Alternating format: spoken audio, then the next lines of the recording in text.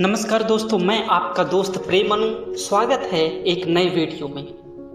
दोस्तों, मैंने कुछ दिन पहले एक वीडियो डाला था जिस पर मैंने बात करी थी कि आप क्या चाहते हो।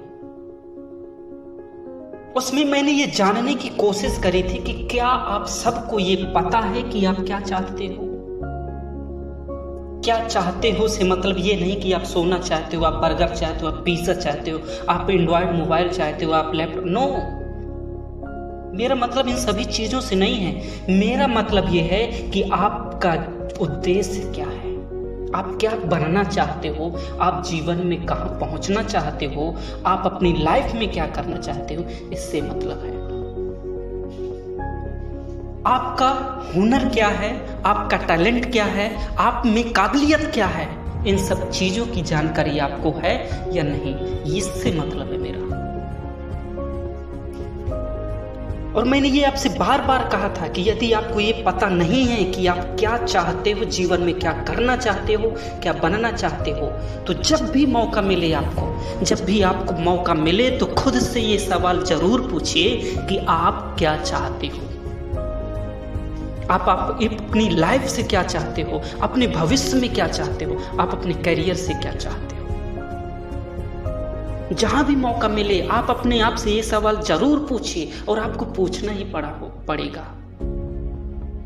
और मैंने ये भी कहा था कि यदि आपको जवाब न मिले, यदि आपको जवाब नहीं मिलता तो परेशान मत होइएगा। मैं प्रेम मनु, मैं आपको बताऊंगा कि आप कैसे पता लगा सकते हो कि आपका हुनर क्या है, आपकी काबिलियत क्या है, आप में टैलेंट कौन सा है, और आप उस पर कैसे काम कर सकते हो। मेरे दोस्त, तो आइए मैं आपके लिए वो 3 पॉइंट डिस्कस करने वाला हूं, आपको वो 3 स्टेप्स देने वाला हूं जिनके तरीके यूज करके आप ये पता लगा पाओगे कि आप क्या चाहते हो और एक बेहतर इंसान बनने का पहला कदम बढ़ाओगे। तो आइए डिस्कस करते हैं पहला पॉइंट जो आपको करना पड़ेगा। यदि आप खुद की काबिलियत, खुद का नजरिया, खुद के हुनर पर काम करना चाहते हो, जानना चाहते हो, तो पहली चीज है जो आपको करनी होगी वो है analyse your past, observe your past. जी हाँ सर, आपके जीवन में जो समय बीत चुका है एक बार उसे रिवाइज करने की कोशिश करिए, एक नजर उस पर डालने की कोशिश करिए कि आपने बीते समय में वो कौन कौन सी चीजें, वो कौन कौन सी एक्टिविटी की हैं जिनमें आपको सबसे ज्यादा प्यार और सबसे ज्यादा सम्मान मिला है, जिन्हें आपने पूरे दिल से खुशी के साथ परफॉर्म किया है और लोगों ने भी पूरे दिल से और खुशी से आपको एक्सेप्ट किया है। खोजिए, क्योंकि मेरे दोस्त, हो सकता है कि वही आपका टैलेंट हो, वही आपका हुनर हो, वही आपकी काबिलियत हो जिसे आपने मिस कर दिया। और यदि आपको ऐसा लगता है कि नहीं ये सच है, तो मेरे दोस्त, जिंदगी बार बार मौका नहीं देती। अपने हुनर, अपनी काबिलियत को पहचानिए, पकड़िए और उस पर सोचिए कि क्या आप इस काबिलियत, इस टैलेंट, इस हुनर को लेकर के अपना करियर बना सकते हो। भविष्य में लोगों की इसकी कितनी जरूरत पड़ने वाली है, लोग इसको कितना एक्सेप्ट करने वाले हैं, भविष्य में इसका स्कोप क्या है, आप कैसे अपना करियर बना सकते हो, सोचने की कोशिश करिए। और यदि आपको रास्ता मिल जाए, सभी रिजल्ट पॉजिटिव हो, तो फिर क्यों वेट कर रहे हो यार, शुरू कर दो, अभी इसी वक्त से स्टार्ट कर दो काम करना। दूसरी चीज है मेरी, ऑब्जर्व योर हॉबीज। हॉबीज का मतलब है आपकी करंट में क्या हॉबी है, आप क्या करना पसंद करते हो, आपका हुनर क्या है, आप अकेले समय में क्या करना पसंद करते हो, ये आपकी हॉबी है। एग्जाम्पल के लिए एक डॉक्टर है, एक मास्टर है, एक इंजीनियर है, ये काम भले ही डॉक्टर, मास्टर, इंजीनियर का कर रहे हैं, लेकिन इनकी हॉबी पूछो तो ये कहेंगे डांसिंग, एक्टिंग, ये कुछ भी अपने प्रोफेशन को छोड़कर अपनी हॉबी बता सकते हैं।